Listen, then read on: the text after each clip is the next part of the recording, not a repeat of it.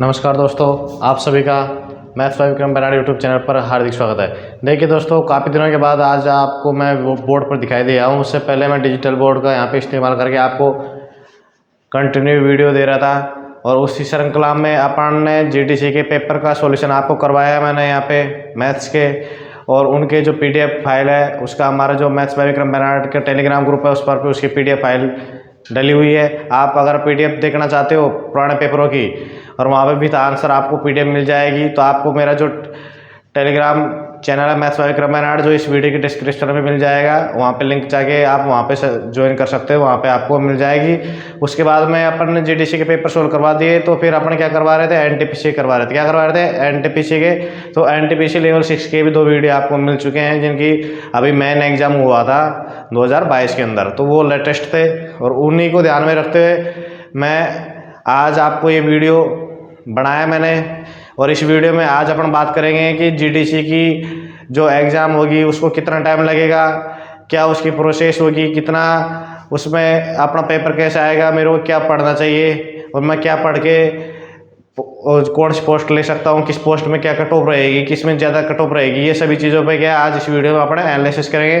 देखिए दोस्तों, जितना मेरा एक्सपीरियंस है, मेरे द्वारा लगातार जो 2 एनटीपीसी दी गई थी, दोनों एनटीपीसी में मैंने भी दोनों में अपनी सीट को सिक्योर किया था। पहले दूर थे, अभी हम NWR में यहाँ पे एज ए सीनियर कलर काम कर रहे हैं यहाँ पे।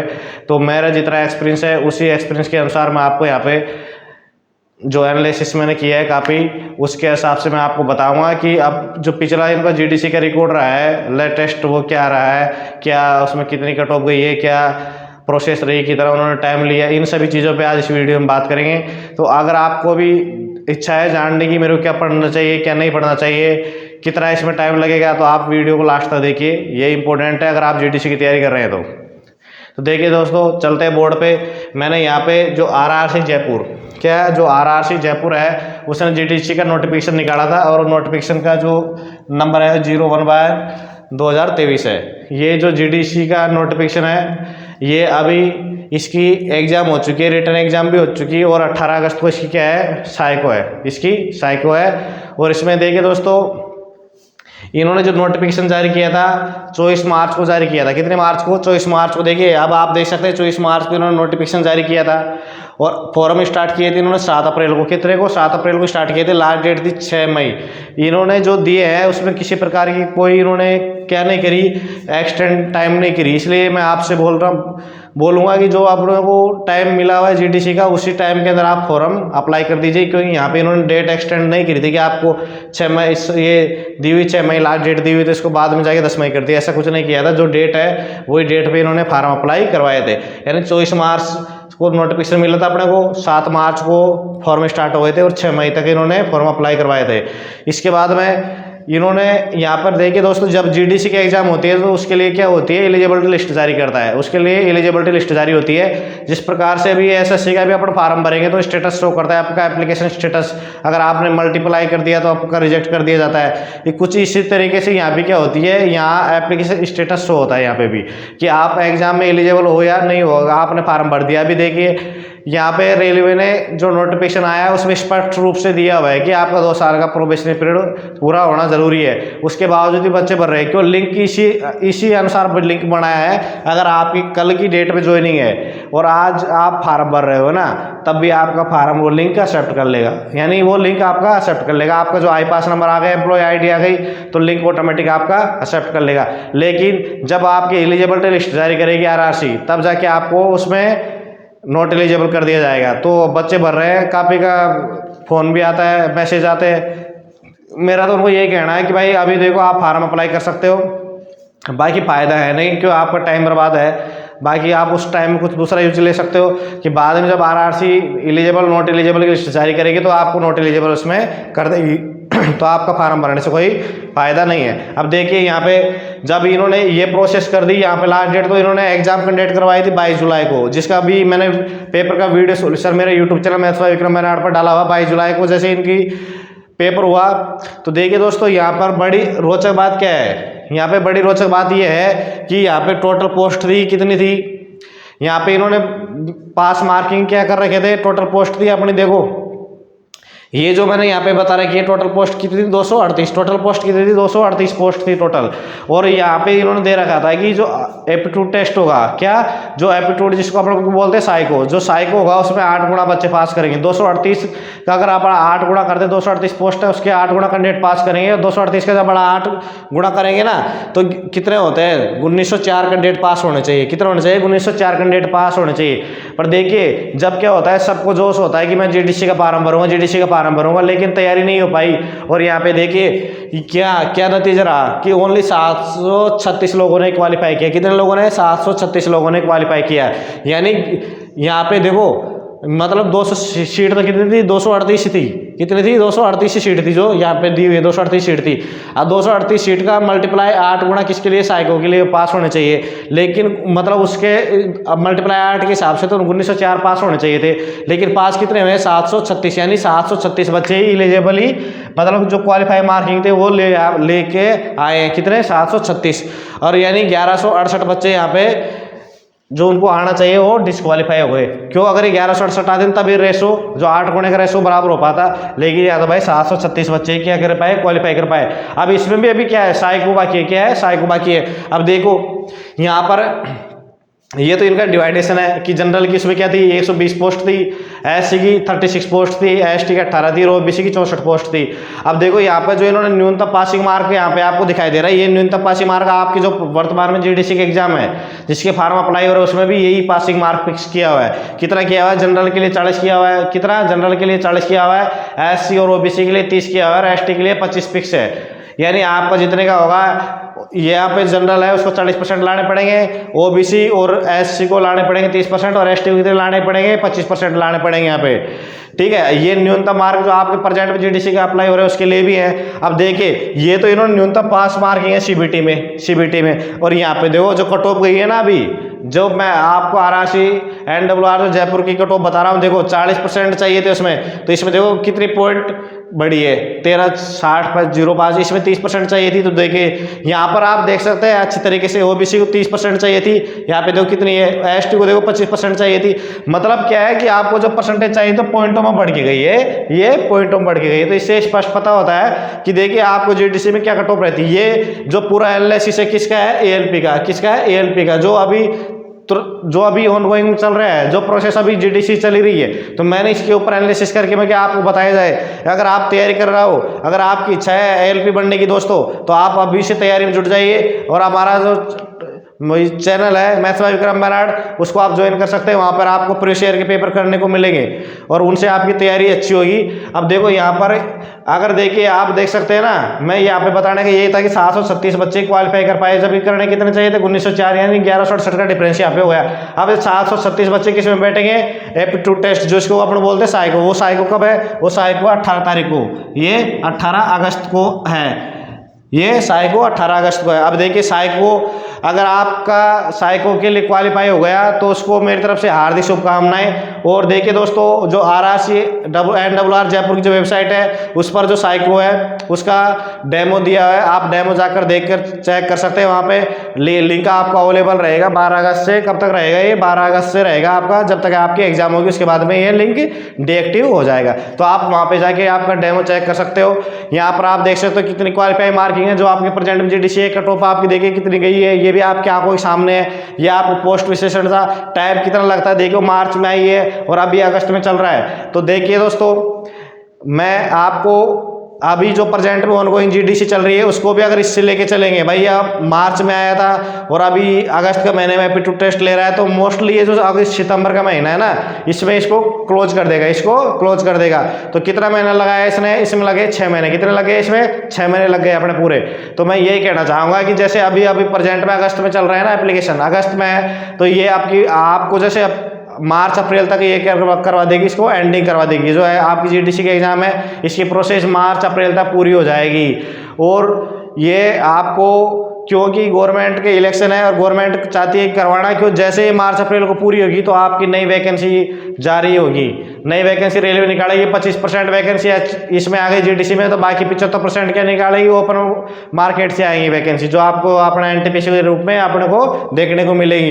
तो संभवतः है जो अभी ये गर्मी का महीना है, जो गर्मी आएगी मतलब अगली वाली जो मई जून वाली, उसमें आपको वैकेंसी देखने को मिल सकती है। और गवर्नमेंट में अभी भी अपना 11 अगस्त का जो संसदीय जो आप था उसके अंदर दिया गया है कि रेलवे के अंदर काफ़ी वैकेंसी खाली है। और जल्दी जो पिछला बजट आया था 22-23 का, उसके अंदर भी इन्होंने वैकेंसी का जिक्र किया था। और ये गवर्नमेंट अभी लास्ट कार्यकाल है, तो जो अगली साल आएगी जून जुलाई, उसमें आपको ज़रूर वैकेंसी देखने को इसकी रेलवे की मिलेगी। और काफ़ी वैकेंसी मिलेंगी, वो भी आपको 1 लाख के आसपास वैकेंसी देखने को मिलेंगी। अब देखो आप जीडीसी का चल रहा है, तो मेरे साथ जीडीसी के लिए क्या पढ़ना है, तो देखिए जितना मेरा एक्सपीरियंस है और जितना मैं अभी प्रेजेंट एनालिसिस कर पा रहा हूँ, उस हिसाब से मैं आपको जीडीसी के लिए क्या करूँगा, मैं जीडीसी के लिए आपको जो आरआरबी के जो एनटीपीसी के एग्ज़ाम हुए हैं ना, अभी एनटीपीसी के एग्ज़ाम हुए हैं, उसको आपको प्रवेश ईयर का जो एनटीपीसी है, एनटीपीसी के जो एग्ज़ाम हुए हैं किस में हुए हैं, ये तो कोरोना काल में चल रहा था। 2021 में तो क्या हो गए थे, प्री हो गए थे। 2021 में तो क्या हो गए थे, प्री हो गए थे। और 2022 है, 2022 के अंदर क्या हुआ था, मेंस एग्ज़ाम हुआ था। किसके 2022 के अंदर क्या हुआ था, मेंस एग्ज़ाम हुआ था। तो मैं आपको ये बोलना चाह रहा हूँ कि आपको जहाँ से भी मिले, या तो आप हमारे साथ जुड़ सकते हैं, ताकि आपको यहाँ पे डेली मिलेगा, आपको क्या मिलेगा, आपको पेपर का सॉल्यूशन मिलेगा। विद आप अगर आप टेलीग्राम ग्रुप ज्वाइन करते हैं तो वहाँ पे आपको पीडीएफ मिल जाएगी, जो आपको यहाँ पे हमारा जो वीडियो है उसके डिस्क्रिप्शन में जाकर आप टेलीग्राम ग्रुप ज्वाइन कर सकते हो। या आपको जहाँ से भी मिले आप है, मेरा यही सजेशन है कि आप जो प्रीवियस ईयर के पेपर हैं, कौन से अभी मोस्टली ज़्यादा प्रीवियस ईयर के आपको नहीं देखने हैं कि आप जाके देखेंगे 2011-12 के। लेकिन दोस्तों 2011-12 है उसका लेवल अलग था और अभी का लेवल अलग है। तो आपको जो प्रेजेंट में जो एनटीपीसी की एग्ज़ाम हुई थी, अभी जस्ट जो एनटीपीसी का एग्ज़ाम हुई थी, उसके अंदर 2021 में तो कौन सी एग्ज़ाम हुई थी, उसकी प्री एग्ज़ाम हुई थी। 2021 में तो क्या हुई थी, प्री हुई थी। और 2022 के अंदर क्या हुई थी, उसकी मेन एग्ज़ाम हुई थी।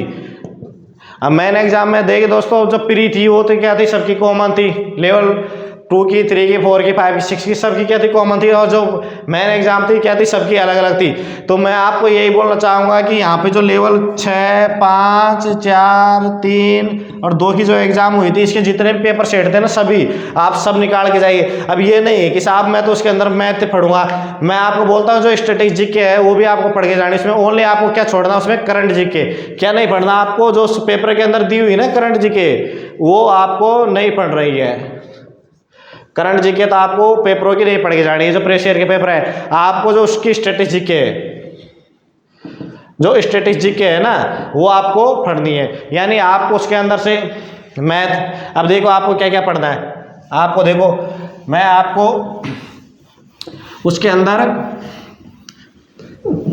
आपको जो प्रीवियस ईयर के पेपर है ना एनटीपीसी के, एनटीपीसी 2000 जो 19 की थी वैकेंसी है ना, उसकी जो प्री एग्ज़ाम हुई थी, प्री एग्ज़ाम हुई थी 2021 में, उसके आपको सभी पेपर पढ़ के जाना है। अब पेपरों में साहब क्या क्या पढ़ना है मेरे को, तो देखो आपको पेपरों में क्या चीज़ पढ़नी है, ये चीज़ देखिए आपको उसमें जो जीके है ना पुरानी, जिसको अपन क्या बोलते हैं, पुरानी जीके, जिसको बोलते हैं स्टैटिस्टिक्स जीके पढ़नी है, तो पहली बात। उसके बाद में आपको पढ़नी है साइंस,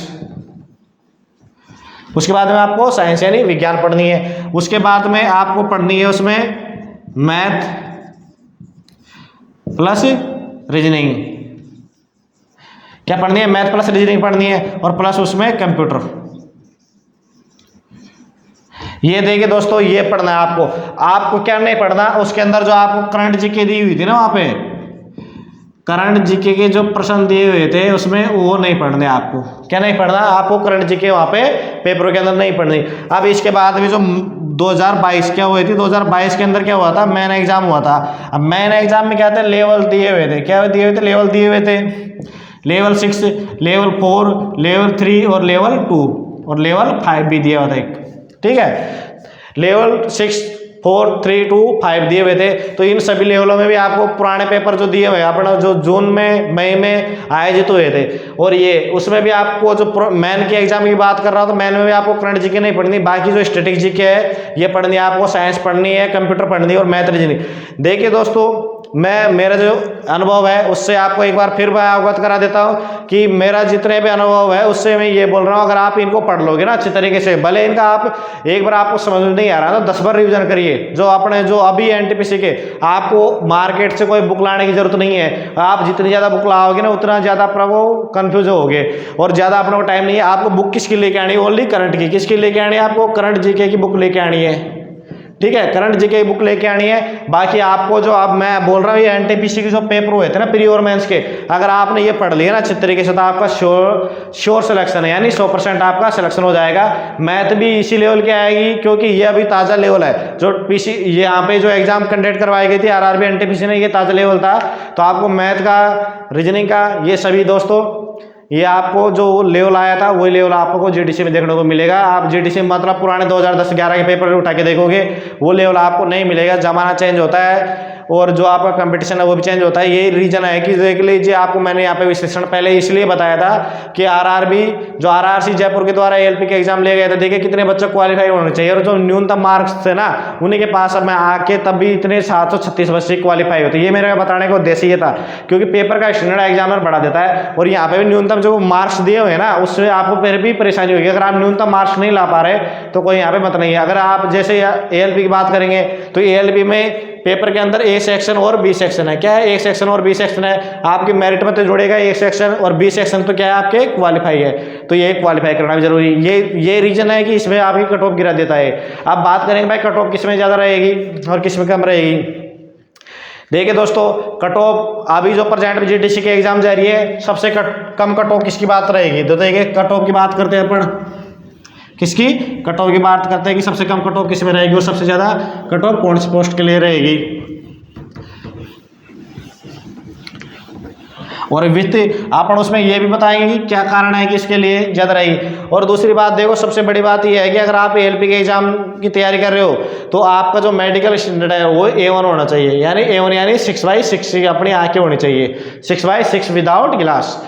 तो ये अगर आपके पास में मेडिकल स्टैंडर्ड है तभी आप तैयारी करिए। देखिए दोस्तों, अगर आपने तैयारी कर ली है, आपने एग्जाम मतलब एएलपी का फॉर्म भर दिया, एएलपी के लिए आप तैयारी कर रहे हो और मेडिकल के लिए फिट नहीं हो ना, तो ये आपके लिए बहुत ही मतलब साइडबैक हो जाएगा क्योंकि आप बाद में जाके मेडिकल अनफिट कर दिए जाओगे और आपकी जो तैयारी है वो भी खत्म हो जाएगी। इसके चक्कर में आप ट्रेन मैनेजर का की तैयारी नहीं कर पाओगे। इसलिए अगर आपका सपना है एएलपी बनने का तो आपका मेडिकल स्टडी भी ध्यान रखिए और पेपर की देखिए, आपको ज़्यादा नंबर लाने की जरूरत नहीं है। मैंने आपको बता दिया कितने पे क्वालिफाई हो रहा है बंदा, अभी भी यही पोजीशन रहेगी, अभी भी यही पोजीशन रहेगी। पोजीशन रहने का मैंने कारण बता दिया वहाँ पे कि बी पार्ट क्वालिफाई था और ए पार्ट में कट ऑफ बन रही थी, इसलिए बी पार्ट का अगर आपका क्वालिफाई नहीं होता तो ए पार्ट में भले आपके फुल में से फुल नंबर हो, कोई मतलब का यहाँ पे नहीं। अब देखिए बात करेंगे कट ऑफ सबसे ज़्यादा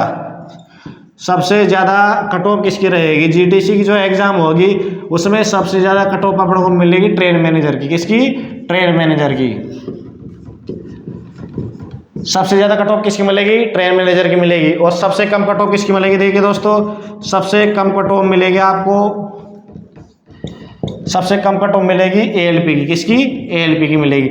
देखिए दोस्तों, जो यहाँ पे आपको ट्रेन मैनेजर पोस्ट दिख रही है वो ट्रेन मैनेजर की पोस्ट पे मैं काम कर चुका हूँ। पहले मेरी पोस्ट यही थी ट्रेन मैनेजर, उस पर मैं काफ़ी 5 साल काम करने के बाद मैं वहाँ से त्याग पत्र देके दूसरी पोस्ट पे यहाँ पे आ चुका हूँ। तो सबसे ज़्यादा कट ऑफ रहेगी इसमें, क्यों इसका भी मैं आपको रीजन बताऊंगा। और यहाँ पे सबसे कम कट ऑफ रहेगी एएलपी में, क्यों इसका भी मैं आपको रीजन बताऊँ। देखिए जो आपको यहाँ पे ट्रेन मैनेजर दिखाई दे रही है, इसकी कट ऑफ सबसे ज़्यादा रहने की ये है कि इसकी जो एलिजिबिलिटी है, इसमें स्नातक वाला बंदा क्या करेगा? फार्म अप्लाई करेगा। इसमें जो स्नातक है वो इसके अंदर फार्म अप्लाई करेगा। अब इसमें कट ऑफ ज़्यादा रहने का ये है चीज़ कि इसका जो सिलेबस है ना, इसका जो सिलेबस है ट्रेन मैनेजर का, वो मैच कर रहा है किससे? एसएससी से। वो किससे मैच कर रहा है? एसएससी के सिलेबस से। ये इसका सिलेबस एसएससी के सिलेबस से मैच करेगा। वैसे पूरी सबका होगा, लेकिन जो ALP है उसमें भी पार्ट दे दिया, टेक्निकल JEE है उसमें दे दिया, टेक्नीशियन में दे दिया। अब यहाँ पे क्या पूरा सिलेबस है जो ट्रेन मैनेजर का है वो SSC से रिलेटेड है, और प्रेजेंट में जितने बच्चे जॉब लग रहे हैं सब SSC की तैयारी वाले रेलवे में जॉब लग रहे हैं। तो ये रहेगा SSC के सिलेबस से रिलेटेड और स्नातक वाले। तो सबसे ज़्यादा जो भीड़ अपने को देखने को मिलेगी, सबसे ज़्यादा जो कैंडिडेट देखने को मिलेंगे किसमें मिलेंगे, ट्रेन मैनेजर में मिलेंगे सबसे ज़्यादा। और इसी का रीजन रहेगा कि सबसे ज़्यादा कट ऑफ जाएगी। क्यों जाएगी कि यहाँ पे सिलेबस जो बंदे हैं ना पहले पढ़े हुए हैं, जो रिक्रूटमेंट है अभी SSC की तैयारी कर रहे हैं वो इसमें पढ़े हुए हैं, तो वो आराम से इसमें जाके देंगे। और दूसरा क्या है, इसमें एक तो अच्छी सैलरी मिलती है, आपको सैलरी इसमें मिलती है अच्छी, और बाकी क्या आता है कि इसके ऊपर इतना मतलब जो अपना बोलते हैं ना लाल फीताशाही वाला, वो इसके अंदर दबाव नहीं आता, यानी एक तरीके से स्वतंत्र रूप से खुद काम करता है, खुद का डिसीजन खुद लेता है ट्रेन मैनेजर, इसलिए इसमें रहेगी ज़्यादा। इसका रीज़न ये है कि स्नातक से है, तो स्नातक वाले सभी बच्चे आजकल रहते हैं, और बाकी इसका सिलेबस SSC से पूरा क्या है मैच है, इसलिए इसकी कट ऑफ सबसे ज़्यादा रहेगी। आप हर डिवीजन में भले आप हर RRC का जो JDC का नोटिफिकेशन है, ये मेरा वीडियो देखने के बाद में जब आपकी कट ऑफ आए तब देख लेना कि सर ने जो बताया था वो सही था गलत था। तो ये इन्फॉर्मेशन थी। अब यहाँ पे ALP है, अब ALP कट ऑफ सबसे कम रहने का रीजन क्या है, तो पहला रीजन तो यहाँ पे देखो जो मेडिकल स्टैंडर्ड है, क्या है मेडिकल स्टैंडर्ड, क्या है A1 है, मेडिकल स्टैंडर्ड यहाँ पे A1 है। और ये जो आपको ट्रेन मैनेजर की पोस्ट कितनी है 2800 की है, ये पोस्ट है 2800 की, और रनिंग में होने के कारण जो 2800 है, पर लाभ कितने के मिलते हैं यहाँ पे 4200 के मिलते हैं, लाभ 4200 के मिलते हैं। अभी देखिए 2800 के ग्रेड पे 4200 के लाभ मिलते हैं, यहाँ पे आपको स्नातक करने के बाद में पोस्ट मिल रही है। बाकी तो आप JEE के लिए BTech करो, डिप्लोमा करो, यानी एडिशनल डिग्री लेनी पड़ रही है, और यहाँ पे एडिशनल नहीं लेनी पड़ रही। तो यहाँ पे सबसे ज़्यादा कट ऑफ रहेगी। अब सबसे कम कट ऑफ ALP की बात करें, यहाँ पे पहली बात तो मेडिकल स्टैंडर्ड A1 है, और मेडिकल स्टैंडर्ड A1 बहुत ही कम बच्चों को रहता है। आजकल जो अपने मोबाइल पर लगे रहते हैं ना टिक करने के लिए, ये देखो चैट चल रहा है, ये वीडियो चल रहा है शॉर्ट वीडियो, तो उसके चक्कर में आके क्या होती है सबकी खराबी हो जाती है। तो यहाँ पर मेडिकल स्टैंडर्ड पहला रीजन, और दूसरा रीजन है साइकोलॉजी। दूसरा क्या है, साइकोलॉजी का जो पेपर होता है, देखिए दोस्तों डर हमको भी लगता है, और जब तक आपने साइकोलॉजी पेपर नहीं देते डर सबको ही लगता है। और इसमें जो साइकोलॉजी का भी एक्स्ट्रा पेपर हो गया है, क्या साइकोलॉजी के एक्स्ट्रा पेपर हो गया, तो ये मेरे अनुसार, और ये इसकी ग्रेड पे रखे कितनी 1900, और इसके अंदर LI CLI दुनिया भर के क्या होते हैं वो एक के ऊपर एक लगे रहते हैं, यानी एक को एक बकरा बनाने के ऊपर लगा रहता है यहाँ पे। तो इसमें ज़्यादातर इंटरेस्ट नहीं रहता, लेकिन क्या होता है कि आजकल मतलब हर की कंडीशन, हर फैमिली कंडीशन अलग होती है, कहीं की इच्छा होती है LP बढ़ने की है ना, तो बढ़ सकते हैं, लेकिन इसकी कट ऑफ कम रहेगी एज ए मेरे अनुमान के अनुसार। फिर भी मैं बोल रहा हूँ कि आपको ये अनुमान मेरा है ना एकदम एक्यूरेट महसूस होगा जिस दिन आपका रिजल्ट आएगा, देख लेना। सबसे कम कट ऑफ मिलेगी आपको ALP की। अगर आप ALP तैयारी कर रहे हैं तो करिए आराम से, मेडिकल स्टैंडर्ड भी ध्यान रखिए कहीं बाद में आपको सदमा लग जाए। और सबसे ज़्यादा कट ऑफ रहेगी ट्रेन मैनेजर की। आप ट्रेन मैनेजर के लिए इच्छुक हैं तो तैयारी को भाई आप ज़्यादा ध्यान दो, इसकी बराबरी मत करो। ALP वाला है ना ये तो कम नंबर में पास हो जाएगा, पर ट्रेन मैनेजर वाले को बहुत ज़्यादा फावा करना पड़ेगा, इस चीज़ का ध्यान रखना। कहीं आप बोलो मैं तो ये नहीं पढ़ रहा, मैं ये कम पढ़ रहा है तो मेरा भी ऐसा नहीं है। इसलिए मैं आपको पहले ही बता दे रहा हूँ, सबसे ज़्यादा कट ऑफ ट्रेन मैनेजर की रहेगी और सबसे कम कट ऑफ रहेगी ALP की। ये एज ए मेरा विश्लेषण था दोस्तों, आप से उम्मीद कर रहा हूँ कि जो मेरा विश्लेषण था आपको समझ में आया होगा। और देखिए कितना एक्यूरेट रहता है, आप देख लीजिए वीडियो और आपका रिजल्ट आता है उसके बाद में आप बता सकते हैं। मैंने आपको बताया था इसमें मोटे तौर पे, देखिए जो RRC का जयपुर का जो चल रहा है इसका कितना टाइम ले लिया इसने। मार्च में नोटिफिकेशन आया था, सितंबर में इसको पूरी कर देगा। यहाँ पे आपको अगस्त में आया तो मैं बोल रहा हूँ कि आपको मार्च अप्रैल में पूरी कर देगा। और जबकि जो बजट था 22-23 में रेलवे की वैकेंसी घोषणा करी थी, और 11 अगस्त का भी नोटिस आया था उसमें भी। तो आपको जल्दी, या मतलब अगली जो गर्मी आएगी जून जुलाई का महीना, उसमें आपको रेलवे की वैकेंसी का नोटिफिकेशन देखने को मिलेगा। डायरेक्ट कोटे की जो 25% JDC में आ गई, बाकी बची कितनी 75% वो आपको देखने को मिलेगी ओपन मार्केट से। तो ये चीज़ें थी मैंने बताने के लिए। और आप मेरे जो YouTube चैनल है दोस्तों उसको सब्सक्राइबर कीजिए। जैसे जैसे मेरे सब्सक्राइबर बढ़ेंगे तो मेरा भी क्या है मोटिवेशन मिलता रहेगा, तो मैं भी आपके लिए और भी अच्छे तरीके से एनालिसिस करना, पेपर लाना, ये सब चीज़ें करूँगा। जब तक मेरे को आपसे भी फीडबैक मिलना ज़रूरी है भाई। मैं आपको अगर कुछ दे रहा हूँ तो आपसे मैं कुछ मांग रहा हूँ, मांग ये रहा हूँ कि आप मेरे सब्सक्राइबर बढ़वाने की कोशिश करें। आपके दोस्तों के साथ में वीडियो शेयर कीजिए। बाकी तो पैसे तो ले नहीं रहा मैं, तो आपको ये जो इन्फॉर्मेशन दे रहा हूँ तो आपसे ये मांग रहा हूँ कि आप एक सब्सक्राइबर बढ़वाइए। अगर एक कैंडिडेट भी सब्सक्राइबर बढ़वाएगा ना तो वो भी क्या होती है, बूंद बूंद से घड़ा बढ़ता है। इसलिए देखते रहिए और जुड़े रहिए हमारे साथ में। Maths Vikram Brar YouTube channel और टेलीग्राम ग्रुप को आप ज्वाइन कर सकते हैं PDF के लिए। तो आप सभी का वीडियो देखने के लिए धन्यवाद।